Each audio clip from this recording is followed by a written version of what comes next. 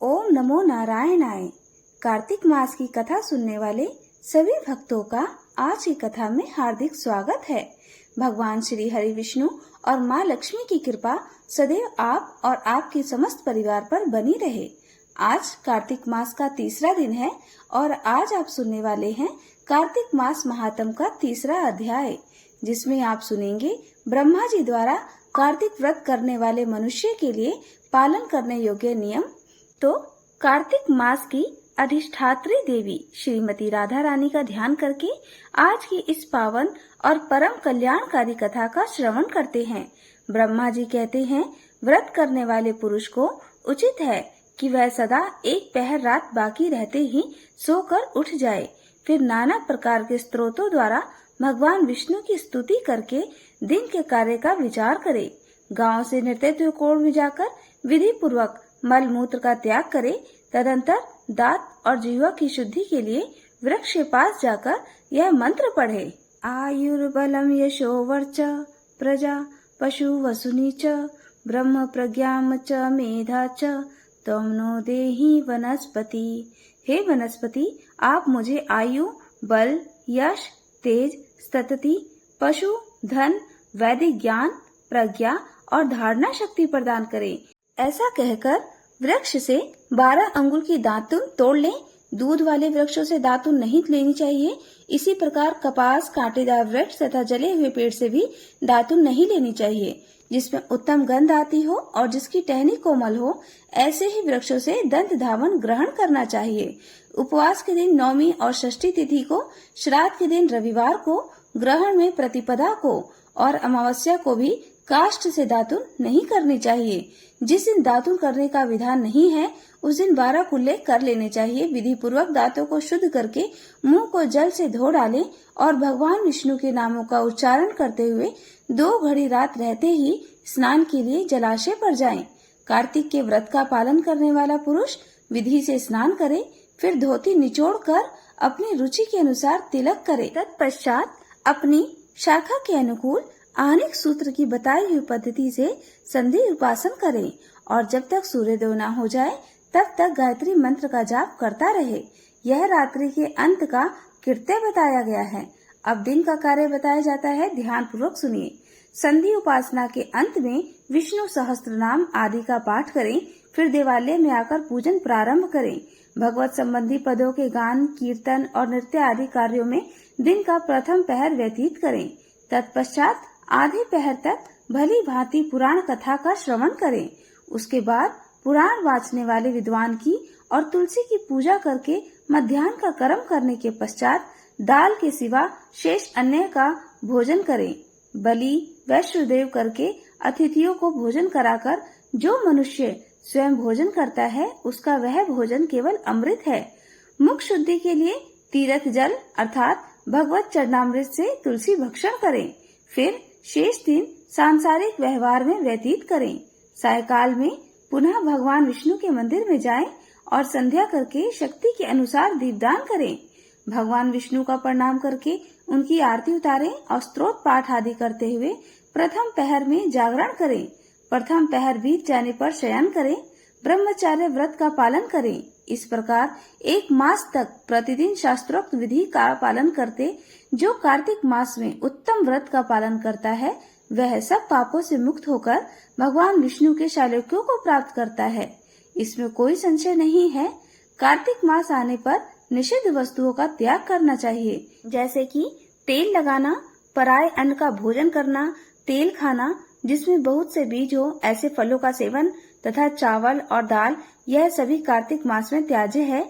लौकी, गाजर, बैगन, वन भंटा अर्थात ऊंट कटारा, बासी अन्न, भसीन, मसूर, दोबारा भोजन मतलब दोबारा गर्म करके भोजन, मदिरा, पराया अन्न, कांसे के पात्र में भोजन, दुर्गंधी पदार्थ, समुदाय अर्थात संस्था आदि का अन्न, वैश्या का अन्न, ग्राम पुरोहित और शूद्र का अन्न और सूतक का अन्न, यह सभी त्याग देने योग्य हैं। किसी के श्राद्ध का अन्न या फिर रजस्वला स्त्री अर्थात मासिक धर्म में कोई स्त्री हो, उसका दिया हुआ अन्न, सोच अर्थात किसी के यहाँ बच्चा पैदा हुआ हो और उसके यहाँ का अन्न और लसोड़े का फल, इन्हें कार्तिक व्रत का पालन करने वाला पुरुष अवश्य त्याग दे। निषिद्ध पत्तलों में भोजन ना करें। महुआ, केला, जामुन और पकड़ी इनके पत्तलों में भोजन करना चाहिए। कमल के पत्ते पर कदापि भोजन ना करें। कार्तिक मास आने पर जो वनवासी मुनियों के अनुसार नियमित भोजन करता है वह चक्रपाणी भगवान विष्णु के परम धाम जाता है। कार्तिक में प्रातः काल स्नान और भगवान की पूजा करनी चाहिए। उस समय कथा श्रवण उत्तम माना गया है। कार्तिक में केला और आंवले के फल का दान करें और शीत से कष्ट पाने वाले ब्राह्मण को कपड़ा दें। जो मनुष्य कार्तिक मास में भक्ति पूर्वक भगवान विष्णु को तुलसी दल अर्पित करता है वह संसार में मुक्त होकर भगवान विष्णु के परम पद को प्राप्त होता है। श्री हरि के परम प्रिय कार्तिक मास में जो नित्य गीता पाठ करता है उसके पुण्य फल का वर्णन सैकड़ों वर्षों में भी नहीं किया जा सकता। जो मनुष्य श्रीमद् भागवत का श्रवण भी करता है वह सब पापों से मुक्त होकर परम शांति को प्राप्त होता है। जो कार्तिक की एकादशी को निराहार रहकर व्रत करता है वह निस्संदेह पूर्व जन्म के पापों से मुक्त हो जाता है। जो मनुष्य कार्तिक मास में भगवान विष्णु की प्रसन्नता के लिए दूसरे के अन्न का त्याग करता है वह भगवान विष्णु के प्रेम को भली भांति प्राप्त करता है। जो मनुष्य राह चलकर थके मांदे और भोजन के समय घर पर आए हुए अतिथि का भक्ति पूर्वक पूजन करता है वह सहस्त्र जन्मों के पापों का नाश कर डालता है। जो मूढ़ मानव मनुष्य वैष्णव महात्माओं की निंदा करते हैं वे अपने पितरों के साथ महारौर नरक में गिरते हैं। जो भगवान की ओर भगवत भक्तों की निंदा सुनते हुए भी वहां से दूर नहीं जाता अर्थात वहां से हट नहीं जाता वह भगवान का प्रिय भक्त नहीं है। जो कार्तिक मास में भगवान विष्णु की परिक्रमा करता है उसे पग पग पर अश्वमेध यज्ञ का फल प्राप्त होता है। जो मनुष्य कार्तिक मास में पराई स्त्री के साथ संगम करता है उसके पाप की शांति कैसे होगी यह बताना असंभव है। जिसके ललाट में तुलसी की मृतिका का तिलक दिखाई देता है उसकी ओर देखने में यमराज भी समर्थ नहीं है, फिर उसके भयानक दूतों की तो बात ही क्या है। कार्तिक में भगवान विष्णु की प्रसन्नता के लिए धर्म का अनुष्ठान करना चाहिए। मास व्रत की समाप्ति होने पर उस व्रत की पूर्णता के लिए श्रेष्ठ ब्राह्मण को दान देना चाहिए। जो कार्तिक में भगवान विष्णु के मंदिर में चूना आदि का लेप कराता है या तस्वीर आदि लिखता है वह भगवान विष्णु के समीप आनंद का अनुभव करता है। जो ब्राह्मण कार्तिक मास में गस्ती के समीप शूद्र का जप करता है उसके मंत्र की सिद्धि होती है। जिन्होंने 3 वर्षों तक काशी में रहकर भक्ति पूर्वक सांगोपांग कार्तिक व्रत का अनुष्ठान किया है उन्हें संपत्ति, स्तुति, यश तथा धर्म बुद्धि की प्राप्ति के द्वारा इस लोक में ही उस व्रत का प्रत्यक्ष फल दिखाई देता है। कार्तिक में प्याज, श्रृंग अथवा सिंघाड़ा, सेज, बेर, राई, नशीली वस्तु, चिवड़ा इन सब का उपयोग न करें। कार्तिक मास का व्रत करने वाला मनुष्य देवता, वेद, ब्राह्मण, गुरु, गौ, वृत्ति, स्त्री, राजा और महात्माओं की निंदा ना करे। कार्तिक में केवल नरक चतुर्दशी अर्थात दिवाली के एक दिन पहले शरीर में तेल लगाना चाहिए। इसके सिवा और किसी भी दिन व्रती मनुष्य को तेल नहीं लगाना चाहिए। नालियाँ, मूली, कुहड़ा, कैथ इनका भी त्याग करें। रजस्वला, चांडाल, मलेश, पतित व्रतहीन, ब्राह्मण, द्वेष और वेद बहिष्कृत लोगों से व्रती मनुष्य बातचीत ही ना करे। तो जो भक्त कार्तिक मास का व्रत धारण कर रहे हैं उन्हें इन सभी बातों का ध्यान अवश्य रखना चाहिए।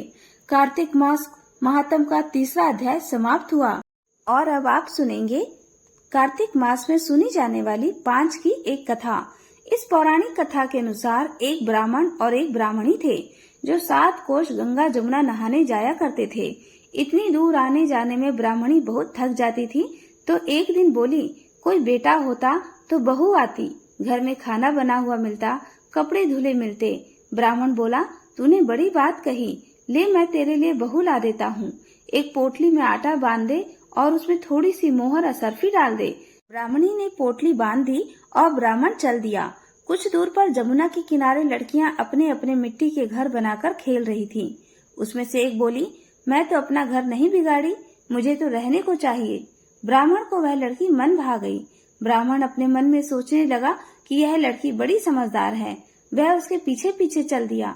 जब वह लड़की घर पहुंची तो बोला, बेटा मैं बहुत भूखा हूँ, अपनी माँ से पूछ ले मेरी 4 रोटी बना देगी क्या?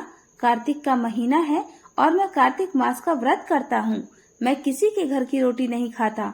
मेरे पास आटा है, अपनी माँ को दे दियो और अपनी माँ से कह दियो कि आटा छान लेगी। लड़की बोली, अच्छी बात है बाबा।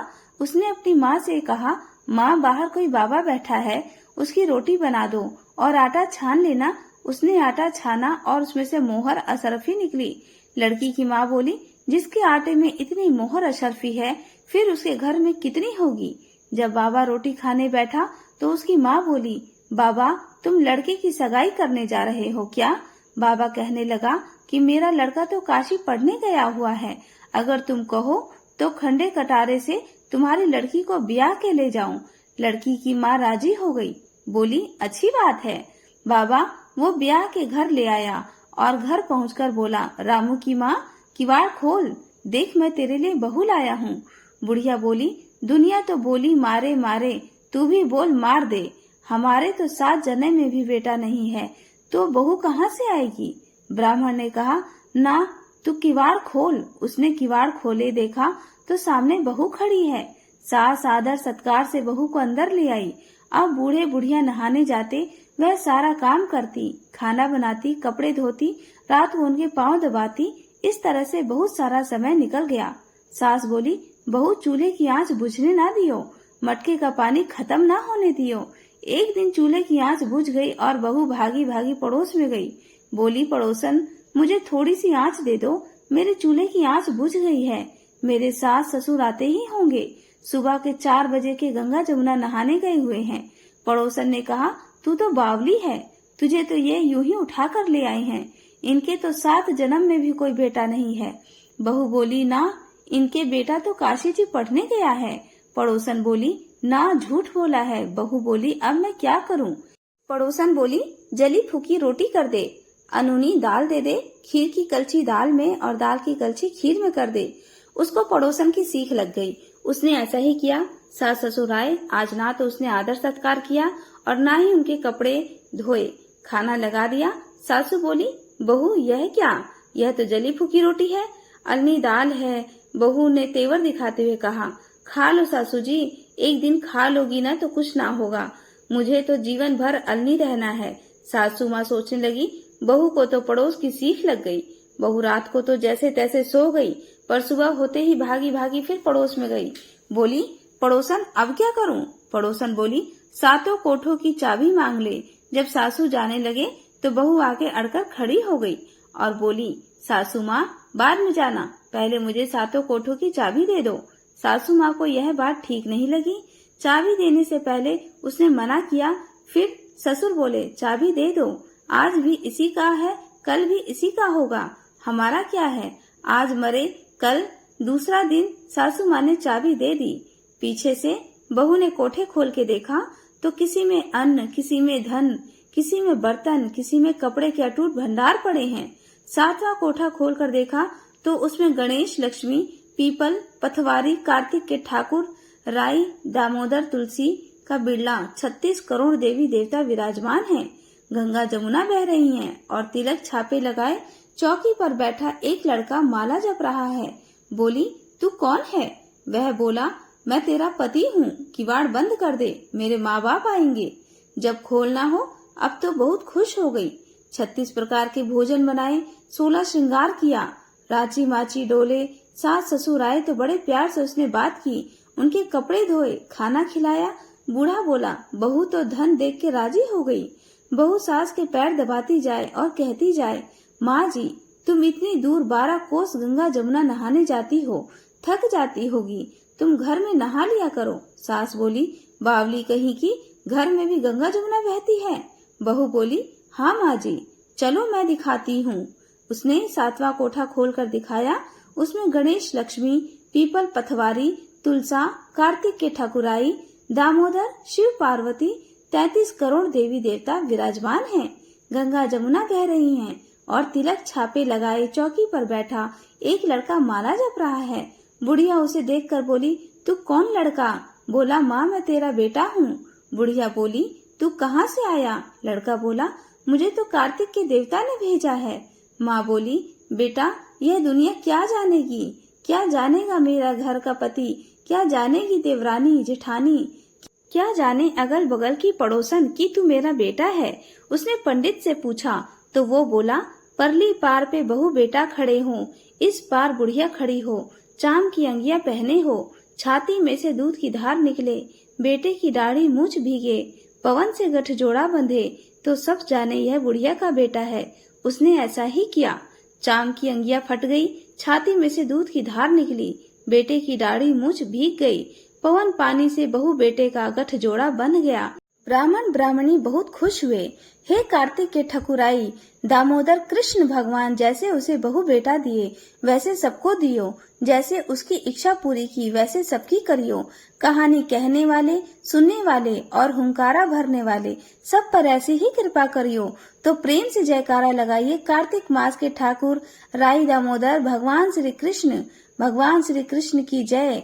कृष्ण की प्यारी तुलसी महारानी की जय। हम सब की प्यारी श्री राधिका रानी की जय।